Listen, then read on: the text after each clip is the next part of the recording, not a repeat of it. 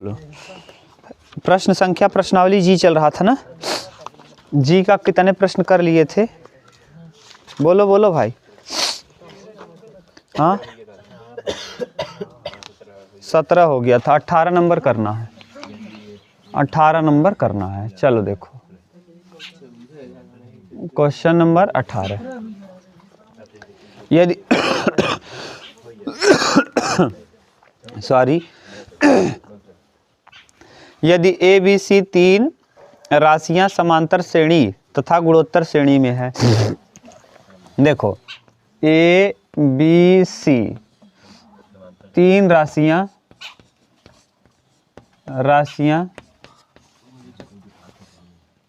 समांतर श्रेणी एवं गुणोत्तर श्रेणी में है। गुणोत्तर श्रेणी में है, श्रेणी में है दिया है। ठीक, इतना दिया है तो कह रहा है तब सिद्ध कीजिए कि a बराबर b बराबर c। यानी आपको दिखाना है, दिखाना क्या है कि a बराबर b बराबर c, a बराबर होगा b के बराबर होगा c।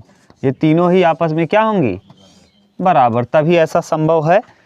तीन मान अगर तीनों के तीनों आपस में बराबर हैं तो वो ऐसी राशियां गुणोत्तर और समांतर दोनों में ही होंगी। ठीक, ये कहने का सेंस है।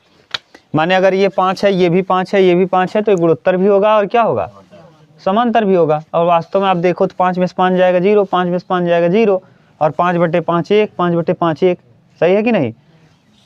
तो पहले आप बताओ समांतर श्रेणी के लिए, समांतर श्रेणी के लिए, हाँ श्रेणी के लिए। अब समांतर श्रेणी के लिए आप बोलो कि ये हो कि ए बी सी अगर समांतर श्रेणी में है तो आप बताओ क्या लिखोगे? b माइनस ए बराबर c माइनस, तो b बराबर हो जाएगा 2b बराबर a प्लस सी। सही है? और तो b बराबर हो जाएगा a प्लस सी बटे 2। ये आ गया समीकरण नंबर फर्स्ट। ठीक, अब अगला गुणोत्तर श्रेणी के लिए। किसके लिए? गुणोत्तर, गुणोत्तर श्रेणी के लिए, श्रेणी के लिए।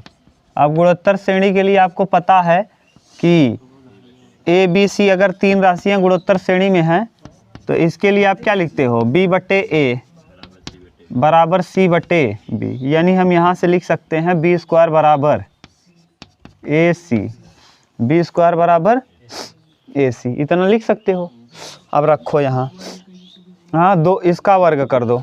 जब इसका वर्ग करोगे तो देखो क्या हो जाएगा? बी स्क्वायर बराबर ए square plus c square plus 2ac और बटे में 4। सही है? बटे में 4, इसी का वर्ग हम कर दिए। अब इसको एक मानो, अब यहाँ से एक मान लो। ठीक, अब इस मान को उठा के रख दीजिए कहाँ? इसमें। समीकरण 1 का मान 2 में रखने पर, समीकरण नंबर 1 का मान किस में रखने पर? 2 में। समीकरण 2 में, समीकरण 2 इसको मान लो, समीकरण 2 में रखने पर रख दो। तो बी स्क्वायर का वैल्यू बताओ क्या है? ए square plus c square plus 2ac बटे 4 बराबर ए सी। सही है? तिर्यक गुणा कर दो तो ए स्क्वायर, देखो दिख रहा है कि नहीं यहाँ तक? ए square plus c square plus 2ac बराबर 4ac। यहाँ हम कर ले रहे हैं। देखो ये हो जाएगा ए square plus c square minus plus 2ac और माइनस 4ac बराबर कितना? 0। तो ये आ जाएगा a plus a square plus c square minus 2ac बराबर, तो यहाँ हो जाएगा क्या? a माइनस सी का होल स्क्वायर बराबर 0। तो यहाँ हो जाएगा a बराबर c। a और c आपस में क्या हो गया? 2 हमने प्रूफ कर दिया कि a और c क्या है? बराबर है आपस में। अगर हम यहाँ रख दें, a की जगह c रख दो, चाहे c की जगह a रख दो। देखो इस वाले समीकरण में, इसमें तो यहाँ रख ले रहे हैं। देखो b बराबर a की जगह क्या रख दें? c, या b की जगह c की जगह a रख दो। तो a प्लस a, c की जगह क्या रख दें? a। देखो यहाँ से ना, और बटे 2 ए कितना ए 2a बटे 2, तो 2 से 2 कट जाएगा, b बराबर क्या हो जाएगा a। तो देखो यहाँ से b बराबर है a के और a बराबर है c के, अतः ये तीनों की तीनों आपस में क्या हो जाएंगे, a बराबर b बराबर c। यही प्रूफ करना था। ठीक, देख लो, प्रूव्ड, उतार लो। सही है। हाँ यही वाला। अरे कुछ नहीं, इसका वर्ग करोगे तो वर्ग लिखो जाए a minus C, a minus T, 2 बार लिख दो। वर्ग मतलब क्या, a minus C, a minus C. हाँ तो फिर तब भी 0 तो होगा ही, a माइनस सी बराबर 0, तो a माइनस सी बराबर 0 होगा, तो a बराबर c होगा। उतार लो। अगला देखिए, यहाँ तक समझ में आया ना। आप सिद्ध कर दिए कि अगर a b c 3 राशियाँ तीनों आपस में बराबर होंगी तो गुणोत्तर श्रेणी में भी होंगी और समांतर श्रेणी में भी होंगी। अगर तीनों बराबर रहेंगी तब, तीनों बराबर होंगी तो गुणोत्तर में भी होंगी और समांतर में भी होंगी। ठीक, यहाँ से एक रिजल्ट आपको मिल गया कि 3 राशियाँ गुणोत्तर और समांतर में कब होंगी, तो आप कह देंगे जब तीनों की तीनों आपस में क्या हों, बराबर हों, तो ऐसी स्थिति में वे राशियाँ गुणोत्तर में भी होंगी और समांतर में भी होंगी। ठीक, इसके बाद वाला देखो अगला क्वेश्चन, नेक्स्ट क्वेश्चन दिया है कौन सा, 19, ये कौन सा था, 18 था, 19 नंबर कह रहा है दिखाइए कि अनुक्रम ए R square dot dot dot A R की पावर n। 19 नंबर दे रहा है कि आपको दिखाना है कि ए R square dot dot dot A R के पावर n-1 तथा capital A R square dot dot dot capital A R के पावर n-1 के संगत पदों के गुणनफल से बना अनुक्रम गुणोत्तर श्रेणी में होता है न, के संगत पदों से के गुणनफल से बना अनुक्रम गुणोत्तर श्रेणी में होता तथा सार्वनुपात भी ज्ञात कीजिए। माने कह क्या रहा है, समझ रहे हो, इस वाले श्रेणी और इस वाले श्रेणी के संगत अवयवों का गुणा कर दो तो उसके बाद भी ये गुणोत्तर श्रेणी में ही होगा। गुणा करो, इसको मान लो समीकरण 1 और इसको मान लो समीकरण 2, समीकरण 1 और 2 का गुणा करो संगत अवयव का, इसका पहला तो इसका पहला, तो हो जाएगा क्या ए। ठीक है, यहाँ क्या हो जाएगा ए आर, यहाँ क्या हो जाएगा ए आर स्क्वायर और A R square dot dot dot A R के power n-1 into A R के पावर n-1। ये है संगत पदों का हमने क्या कर दिया आपस में गुणा, दोनों के संगत पदों का गुणा कर दिया। इसको आप क्या कहते हो T1, इसको आप क्या कहते हो T2 और इसको T3, अच्छा यहाँ गुणे में है T3। अब बताओ अगर गुणोत्तर श्रेणी में है तो क्या बराबर होना चाहिए, सार्वनुपात, तो यानी T2 अपान T1 बराबर अगर आ गया T3 अपान T2 के, तो हम कह देंगे दिया गया श्रेणी क्या है, गुणोत्तर है। अगर नहीं बराबर आया तो कह देंगे नहीं है। तो T1 का मान बोलो T2 का ए आर बटे ए बराबर ए आर स्क्वायर बटे T2 ए आर और ए आर कटा दो। देखो ए से ए बचेगा क्या, स्मॉल आर कैपिटल आर बराबर ए से ए, एक आर से एक आर, ए से ए, एक आर से एक आर, इस तरफ भी बच गया क्या आर। तो इसका मतलब दोनों ही तरफ लेफ्ट और राइट क्या हो गया बराबर। इसका मतलब श्रेणी कैसी है, समांतर, और इसका गुणोत्तर श्रेणी है, और गुणोत्तर श्रेणी का सार्वनुपात यही होगा। सार्वनुपात आर बराबर होता क्या है, आर बराबर होता है A2 अपान A1, तो T2 अपान T1 कह लो चाहे A2 अपान A1, और A2 अपान A1 माने A R into A are बटे ए यही दिया है ना ए। देखो तो कटा दो, ए से ए कटेगा, ए से ए कटेगा तो आर का मान आ कितना जाएगा, ये आर सार्व अनुपात है, यार कटाना मत, इसे लिख लो हिंदी में सार्व अनुपात, सही है ना। तो यहाँ सार्व अनुपात का मान आ जाएगा कितना, आर आर। यही पूछा है कि सार्व अनुपात बताइए और दिखाइए कि श्रेणी गुणोत्तर है ना। बोलो कहीं दिक्कत हो तो बताओ। कहा क्या था प्रश्न कि इस श्रेणी और इस श्रेणी के संगत पदों का गुणा कर दिया जाए तो जो बनने वाली श्रेणी होगी वो भी क्या होगी, गुणोत्तर। तो गुणोत्तर है कि नहीं, क्यों, क्योंकि इसका सार्व अनुपात आपस में क्या हो गया, बराबर। जब सार्व अनुपात बराबर हुआ तो इसका मतलब श्रेणी गुणोत्तर है। और आपसे पूछा है कि सार्व अनुपात बता दीजिए। सार्व अनुपात होता क्या है, A2 अपान रख दिए, आ गया। चलो देखो 20 नंबर देखो,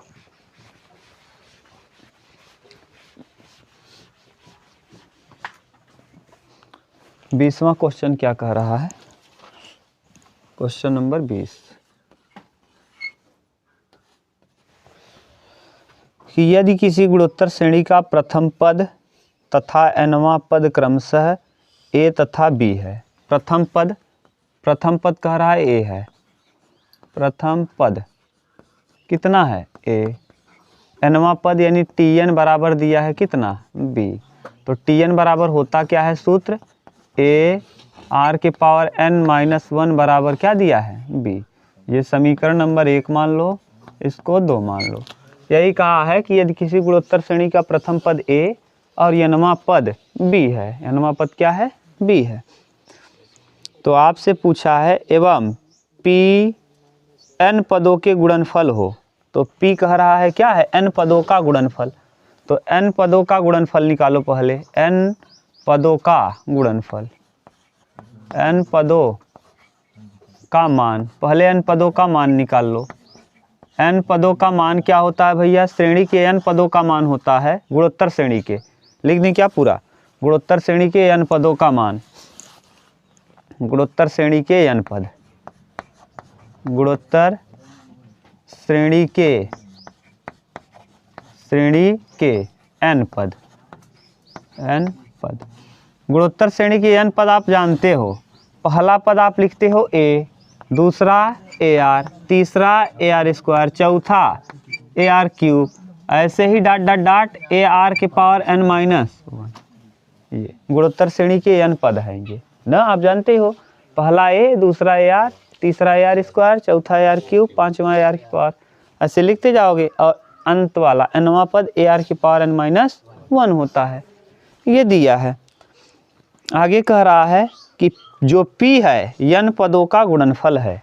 जो p है दिया है शर्तानुसार, शर्त में कह रहा है जो n पद है ना इनका गुणा कर दो और उसके बराबर किसको कर दो, p को। यानी p जो है a into AR square into AR cube dot dot dot dot dot into AR के पावर, समझ रहे हो क्या कह रहा था कि जो p है इनके n पदों का क्या है, गुणनफल है। p है n पदों का गुणनफल है। आप ध्यान से समझना, अगर हम a को लिखें a गुणे a कितनी बार, a क्यूब लिख देंगे क्या, 3 बार। अगर 4 बार होता तब, अगर यही a गुणे a और कितने पद तक होता, n पदों तक, n, तो क्या करते आप, a की पावर लिख सकते हो। अगर 3 बार है तो क्यूब, 4 बार है तो 4, 5 बार है तो 6, n बार है तो a की पावर n। बताओ ये कितने पदों का गुणनफल है, n। तो यानी p बराबर a गुणे a और डॉट डॉट डॉट कितने पदों तक, n पदों तक। कितने पदों तक, n, क्योंकि ये कहा है n पदों तक। a को हमने अलग कर दिया, साथ में गुणे r के पावर, r इंटू r के पावर 1। देखो r इंटू r, यहाँ तो r है, फिर r की पावर 1, देखो r की पावर 1, फिर r की पावर 2, फिर r की power 3, dot dot dot r की पावर कहाँ तक है, n-1 तक है। बोलो भाई, नहीं समझ रहे हो। ये देखो एक कम रहेगा r का पावर, क्यों एक कम रहेगा, क्योंकि पहले पद में r नहीं है। ये तो n बार होगा लेकिन r एक कम ही होगा, क्यों, क्योंकि पहले पद में r नहीं है। समझ गए। तो ए तो n बार होगा, लेकिन r जो होगा, तो यहाँ समझो उतारो मत ढक्कन, ए कितनी बार है, n बार, ए कितनी बार है, और r उससे एक कम होगा। क्यों? क्योंकि पहले पद में r नहीं है। समझ गए? तो ये है। इसको लिखोगे कैसे? अब ठीक से लिखो इसको, पहले इधर लिखें, इसको समझा दिए हैं ना, अब यहाँ लिख रहे हैं। तो p बराबर जो हो जाएगा, p बराबर a कितनी बार है, n बार, तो a के पावर। अब r को हम लिख सकते हैं इंटू r के पावर 1 प्लस r के पावर 2 प्लस r के power 3 plus dot dot dot n minus 1 ये। और अगर आपको पता हो तो ये लगातार संख्याओं का योग आपको बता दिए हैं। n प्लस 1 बटे 2, n प्लस 1 बटे कितना होता है? किसी को दिक्कत हो बताओ। 1 2 3 4 5 तक का योग होता है कितना? जैसे 1 2 3 4 5 है, 5 4 9 3 12 2 14 1। और डायरेक्ट आप करना चाहो तो यहाँ रख के कर सकते हो। कितने पद हैं? 5। तो 5 इंटू 5 और 1 6 बटे 2, 2 तिहाई 5 तिहाई, आ गया कि नहीं? तो लगातार अगर संख्याएं हैं तो उनका योग निकालना आसान है इस सूत्र का उपयोग करके। बोलो भाई, कहीं दिक्कत हो तो बताना ना। अब यहाँ सूत्र हम लिख दिए हैं बगल में, तो ये तो वही सूत्र लग जाएगा। क्या लगातार संख्याओं का योग है? लगा दो सूत्र। तो p बराबर a के पावर n और r के पावर हो जाएगा, देखो r के पावर n, और n की जगह है क्या, n माइनस 1, और फिर ब्रैकेट में n और n माइनस 1 प्लस 1। देख लो, बोल लो मोहित, कहीं दिक्कत हो तो। और न समझ में आए, ऐसे न समझ में आए तो एक तरीका और बताए थे। ये श्रेणी समांतर है। कौन सी श्रेणी है? और समांतर श्रेणी अभी आप पढ़ के आए हो। Sn बराबर होता है n/2 और a plus l। a plus पहला पद इसका कितना है? 1। पदों की संख्या n कितना है? n माइनस 1/2 और पहला पद 1, और l की जगह n माइनस 1, 1 से 1 क्या आएगा भैया? n माइनस 1 बटे, यहाँ से हल करके देखो यही आ रहा है क्या? 1 से 1, देखो वही आ गया क्या? तो जैसे आपको समझ में आए, इससे आए तब लगा लो, नहीं तो समांतर श्रेणी तो पढ़ा ही दिए हैं। बोलो, p बराबर a के पावर n और r के पावर n माइनस 1 और पूरे के बटे 2। बोलो किसी को अभी तक दिक्कत हो तो। ठीक। और आपको प्रूफ क्या करना है? प्रूफ करना है कि p स्क्वायर यानी वर्ग करना है। p तो आपको मिल गया, दोनों पक्षों का हम क्या कर दें? वर्ग कर दें। तो p का वर्ग, दोनों पक्षों का वर्ग, स्क्वायरिंग ऑन बोथ साइड्स, दोनों पक्षों का क्या करने पर, तो यहाँ p का क्या हो जाएगा? स्क्वायर। p स्क्वायर, यहाँ देखो पूरे का स्क्वायर होगा तो a के पावर n, r के पावर n माइनस 1 बटे 2 और पूरे का क्या होल स्क्वायर। सही है? इस तरफ भी वर्ग कर दिए, उस तरफ। अब जब इसको लाओगे यहाँ तो p स्क्वायर बराबर, बोलो क्या हो जाएगा? p स्क्वायर बराबर a के पावर 2n, और n से n यहाँ क्या हो जाएगा? 2 से 2 कैंसिल, तो r की पावर हो जाएगा n माइनस 1। बस यही हो जाएगा। और लाना क्या है देखो, ए बी के पावर n, p स्क्वायर बराबर ए बी। अब देखो यहाँ से ए बी आना चाहिए। ए बी, बी कब आएगा? ए आर के पावर n माइनस 1। इसको तोड़ो तो p स्क्वायर ऐसे रहेगा बराबर a इंटू, देखो a के पावर n लिख दिए और इंटू a के पावर 2। देखो नहीं, गलत लिख दिए हैं, गलत लिखे हैं, अभी गलत लिखे हैं। पूरे का वर्ग लगा रहने दो यहाँ ऊपर से ही ना। हमको चाहिए क्या? ए बी चाहिए। ए बी के पावर पूरे का n कॉमन कर लो, पूरे का n क्या कर लो? कॉमन ना। पूरे का n कॉमन करोगे तो फिर नहीं बन पाएगा। ये आना चाहिए ए आर के पावर n माइनस 1, ए आर के पावर n माइनस 1। यहाँ बनाओ अब ए आर की पावर n माइनस 1। सोचो इस रूप का बन जाए तो यहाँ b आ जाएगा अपने आप ना। देखो n को हम बाहर कर दे रहे हैं, घबराओ मत, पी स्क्वायर ऐसे रहने दो, इसका n और इसका n बाहर कर लो। तो देखो a तो a रहने दो, ठीक, a को a रहने दिए, r को n-1 लिखे और इसका जो 2 था, देखो स्क्वायर और ये n और ये n, इस a के पावर n को और r के पावर n को हम कहाँ कर दिए, बाहर कर दिए, पूरे के बाहर। देखो भाई कहीं दिक्कत हो तो बताओ, थोड़ा सा समझो। ये a की पावर क्या है, n आ जाएगा, अभी भी लाओगे क्या। ये r की पावर क्या है, n(n-1/2), तो इस n को हम कहाँ ले गए, अगर यहाँ लाओगे फिर हो जाएगा, ठीक। अब बताओ a r की पावर n, अब 2 को यहाँ लाओ, 2 को यहाँ लाओ, तो जो जब 2 को यहाँ लाओगे तो पी स्क्वायर तो ऐसे ही रहेगा, और यहाँ हो जाएगा a की पावर 2। देखो इस पावर को यहाँ लाओगे तो a की पावर 2 को हम a गुणे a लिख दें क्या। देखो a की पावर कितना है, 2 है, ये 2 आएगा तो a की पावर 2, तो a की पावर a इंटू a, 2 हो गया कि नहीं। अब 2 से 2 कैंसिल, r की पावर क्या हो जाएगा, n-1, और पूरे की पावर इतने को देखो हम क्या लिख सकते हैं, इतने को, ठीक, इतने को हम लिख सकते हैं b। तो यहाँ से हो जाएगा पी स्क्वायर बराबर a, और ये क्या है b, a b, और पूरे की पावर क्या है n, और हमको यही क्या करना है। थोड़ा सा ध्यान लगाओगे तब समझ में आएगा, ये अंत में थोड़ा सा फंसाऊ क्वेश्चन है, कहीं दिक्कत हो तो बताओ, बोलो बोलो, अगर दिक्कत हो तो फिर से बता दें। यहाँ दिक्कत हुआ क्या, यहाँ से a की पावर n, यहाँ तक तो दिक्कत नहीं है ना, यहाँ से a की पावर n, r की पावर n(n-1/2), यहाँ भी दिक्कत नहीं है, ये सब सूत्र लगाए हैं, यहाँ देख लो। अब बताओ वर्ग है, ये दोनों पक्षों का हमने क्या कर दिया, यहाँ p था, दोनों पक्षों का हमने क्या किया है, वर्ग करने पर क्या कर दिया है, वर्ग करने पर, क्योंकि वर्ग अगर करोगे तो दोनों पक्षों करना पड़ेगा। जब वर्ग किए तो यहाँ p का वर्ग हो गया और इस पूरे की पावर 2 आ जाएगा। अब देखो हमने किया क्या, ये यहाँ n है, देखो a की पावर यहाँ n है और r की पावर n(n-1) है, तो r के पावर वाला n और a के पावर वाला n हम पूरे की कहाँ कर दिए, बाहर, हम बाहर लिख सकते हैं। तो पूरे का a की पावर जो n था इसको, और r की पावर में जो n था n-1 को यहीं रखे हैं, जो n था उसको बाहर ले गए हैं। अब वर्ग तो है, ये है वर्ग था, वर्ग अभी भी है।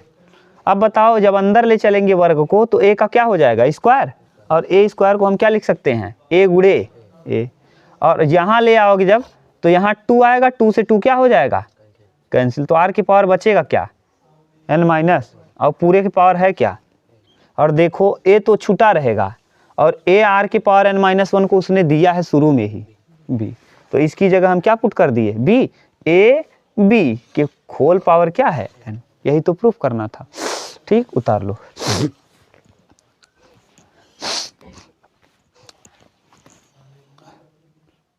चलो अगला देखो, क्वेश्चन नंबर 20। 2 सूत्र बता दिए, ये वाला n+1 वाला ना हम आगे हल करेंगे, इसी में है, घबराओ मत, ये कहाँ से प्रूफ होता है उसको हम लोग करेंगे। समांतर श्रेणी वाला भी आप जानते ही हो, अभी आप n+1 वाला सूत्र जानते नहीं हो कहाँ से आया है ना, लेकिन थोड़ा बहुत हम आपको बताए थे जब आप कंपटीशन का मैथ बता रहे थे तो उसमें बताए थे लगातार संख्याओं को जोड़ने का ट्रिक। अगला 21 नंबर देखो, क्वेश्चन नंबर 21 नंबर कह रहा है कि समांतर श्रेणी की 3 संख्याओं का योग 15 है। याद करो समांतर श्रेणी में 3 संख्याएं, समांतर श्रेणी में 3 संख्याएं पढ़ा दिए हैं, a-d a+d 3 संख्याएं, क्या क्या बताएं भैया, a-d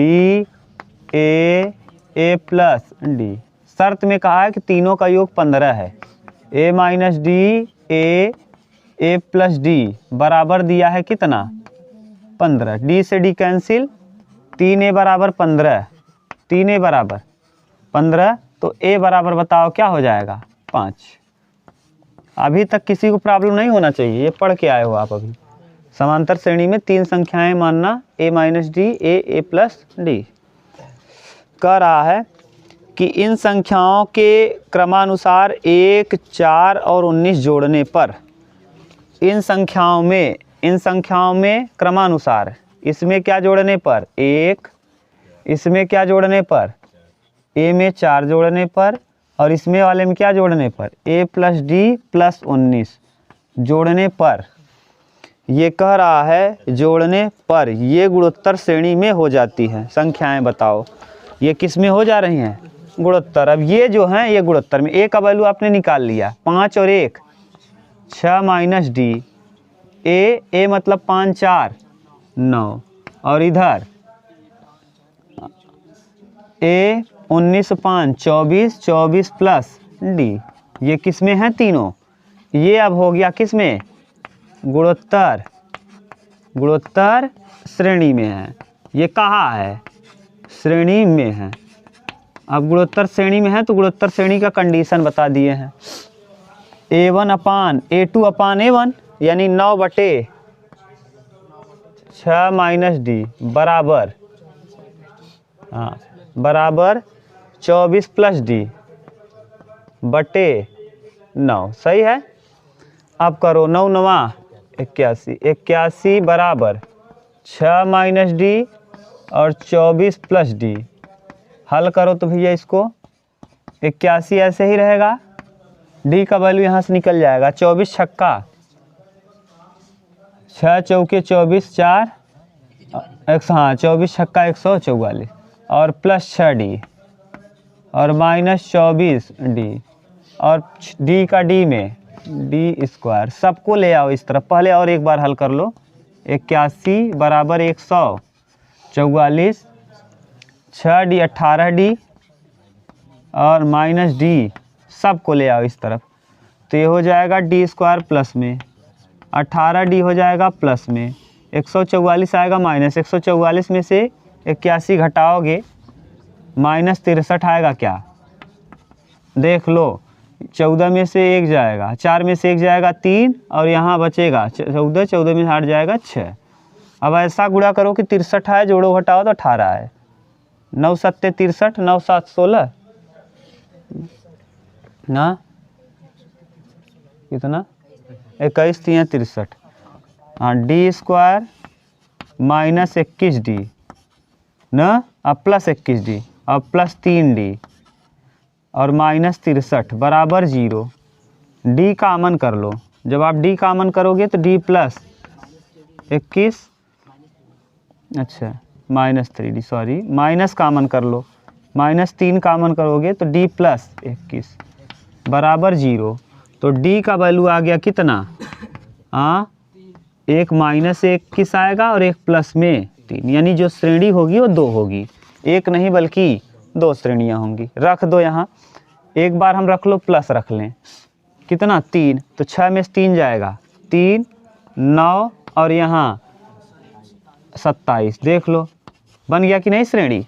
3 9 3 तियाँ 9 9 तियाँ, एक तो ये और दूसरा -21 रखोगे तो -21 माइनस माइनस प्लस 21 6 27। अब फिर इधर 21 में से 9 घटाओगे, हाँ 11 में से 9 हाँ 9 रहेगा, सॉरी 9 और यहाँ 3 3। देखो वही उल्टा हो गया 27 9। ये भी अभी श्रेणी क्या है? गुणोत्तर में है। तो यही 2 श्रेणियां बनेंगी। उतार लो। ये उत्तर है आपका। ठीक।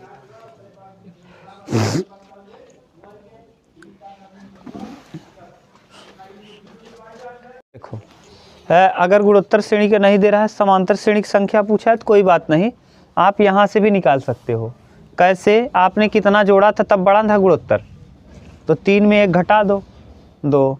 कितना जोड़ा था तब बना था समांतर गुणोत्तर 4, 4 घटा दो। 27 में कितना जोड़ा था तब बना था 19, 19 घटाओगे कितना आएगा 8। जाए यहाँ रख लो। a का वैल्यू 5, d का वैल्यू 3, 5 में से 3 घटाओगे 2, a माने 5, a + d 5 + 3 8। तो ये भी उत्तर दे रहा है 2 5 क्या 8, यानी समांतर श्रेणी वाली संख्याओं को पूछा है, गुणोत्तर श्रेणी वाली संख्याओं को नहीं पूछा। ठीक समझ गए ना?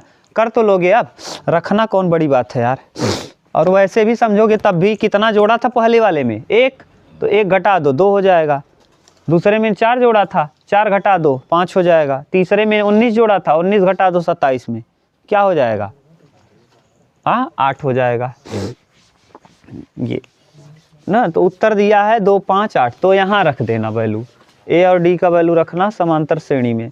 तो समांतर श्रेणी वाली संख्या भी पता चल जाएगी और गुणोत्तर श्रेणी जो भी दिया है। तो कहा नहीं है ना कि गुणोत्तर के लिए निकालो कि समांतर के लिए, तो आपने गुणोत्तर के भी लिए निकाल दिया और समांतर के लिए। अगर गुणोत्तर में कहेगा तो 3 होगा, 9 होगा और कौन होगा 27। और अगर समांतर में कहेगा तो 2 5 और 8, 2 3 5 5 3 8, ऐसे ही होता चला जाएगा। अगला 22 नंबर, क्वेश्चन नंबर 22 नंबर कह रहा है यदि किसी समांतर श्रेणी का पीमा पद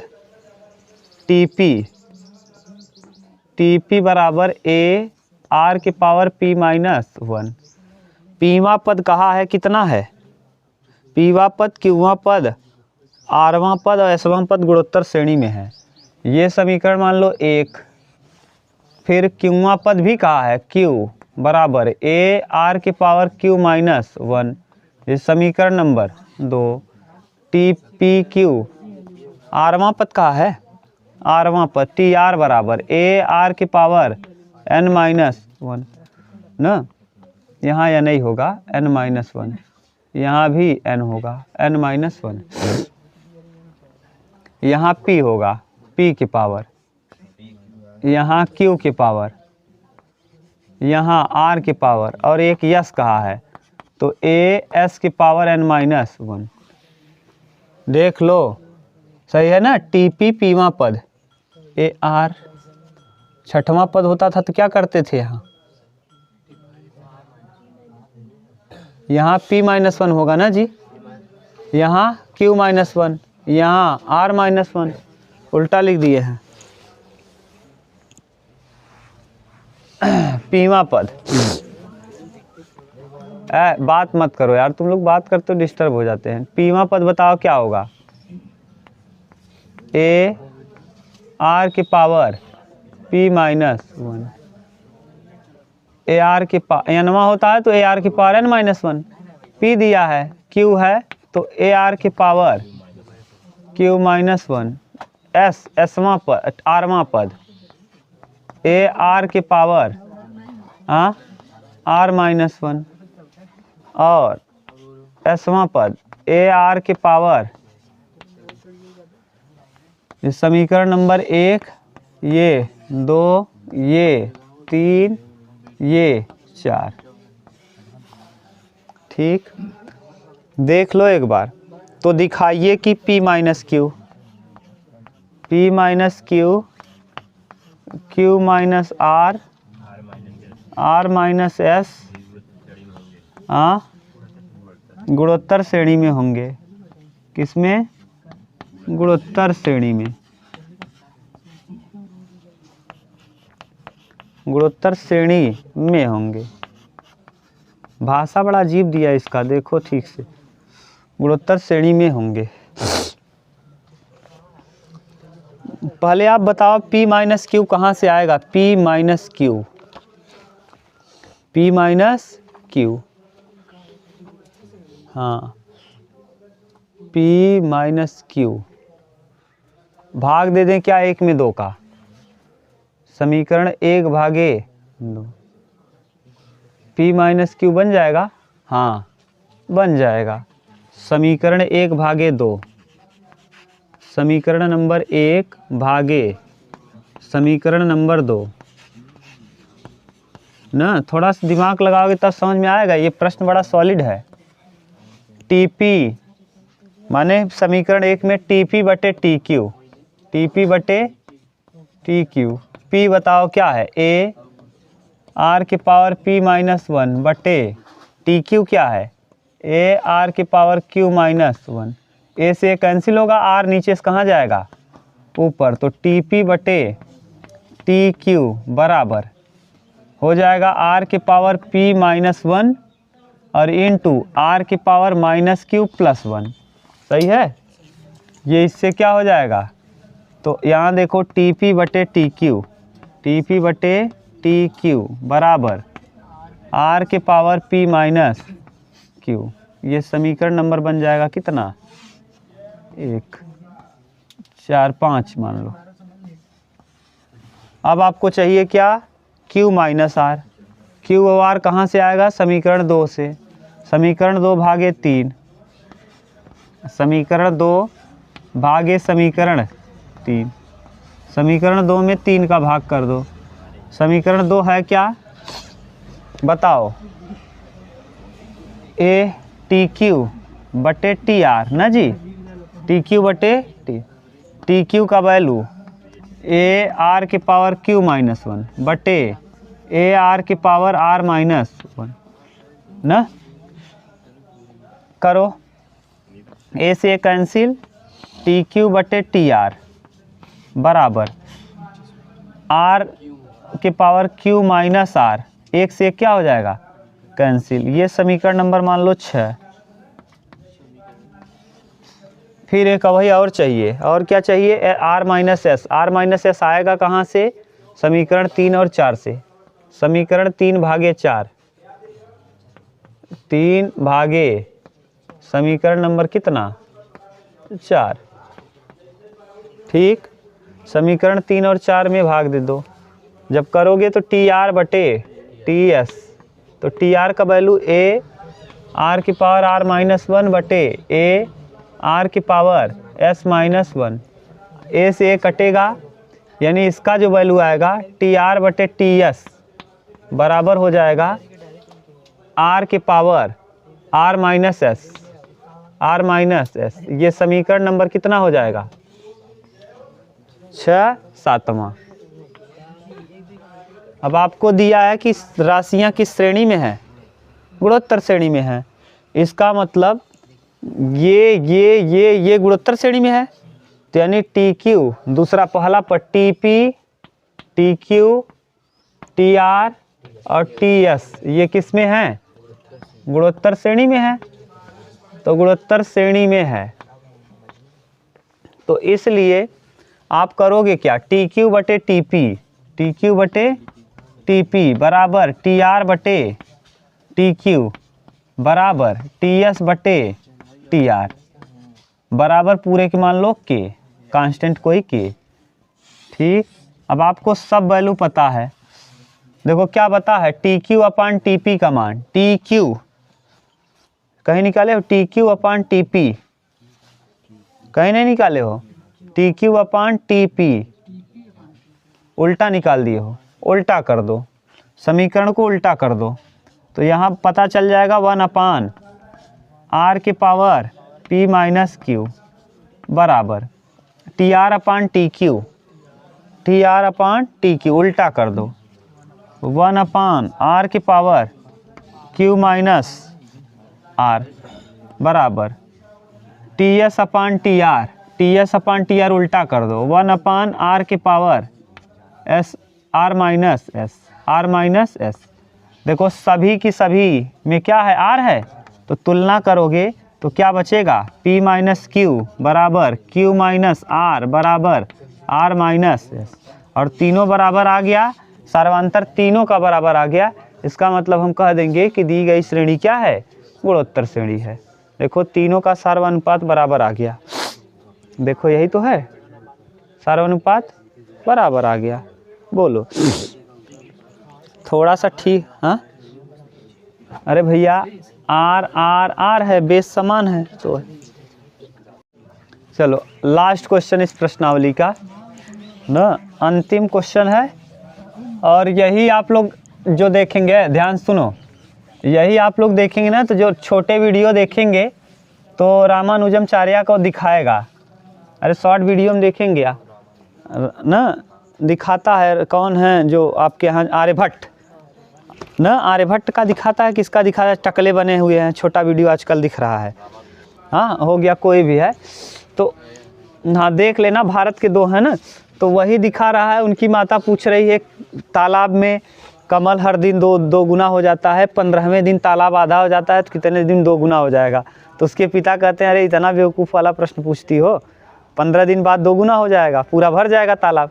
तो रामानुजम कहते हैं नहीं, इसके 16वें दिन ही क्या हो जाएगा, पूरा भर जाएगा। क्यों? क्योंकि 15 हर दूसरे दिन दोगुना हो जा रहा है, तो 15 दिन में आधा हो गया, तो 16वां दिन क्या हो जाएगा, पूरा भर जाएगा ना। यही तो ये देखोगे, यही बिल्कुल प्रश्न है। ये नहीं समझ गए? हाँ, सेम प्रश्न वही है।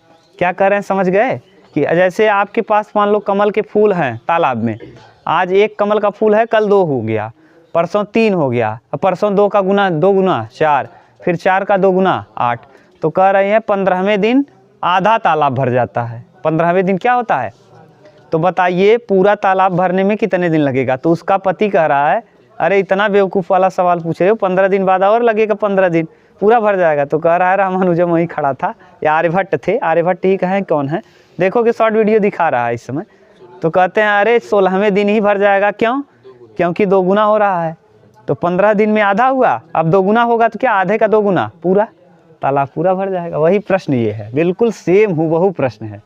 23 नंबर कह रहा है कि किसी कल्चर में बैक्टीरिया की संख्या प्रत्येक घंटे पश्चात 2 गुनी हो जाती है। हर घंटे में 2 गुनी, पहले घंटे में 2 गुनी, दूसरे घंटे में 2 गुनी, तीसरे घंटे में 2 गुनी, यानी 2 गुना होता जा रहा है, 2 गुनी हो जाए। यदि प्रारंभ में 30 बैक्टीरिया, शुरुआत में कितना है 30, 2 गुना 60, 60 दूना 120, 120 दूना 200, चल ऐसे ही बढ़ता रहेगा। अब प्रश्न पूछ रही है, हाँ वही उपस्थित थे। तो बैक्टीरिया की संख्या दूसरे और चौथे तथा 90 घंटे बाद क्या होगी? दूसरे घंटे बाद बैक्टीरिया कितने हो जाएंगे, चौथे घंटे बाद कितने हो जाएंगे, तो 90 घंटे बाद भी बताना है। तो अब डायरेक्ट आप मत करो, थोड़ा सा दिमाग लगाओ, यहाँ से निकालो a बराबर 30, थोड़ा सा उसका सम्मान करो प्रश्न का। r बराबर 60/30 कितना आ जाएगा 2। अब T2 कहा है, Tn बराबर होता क्या है, a r के पावर n-1 कहा है दूसरे घंटे में। किस घंटे में?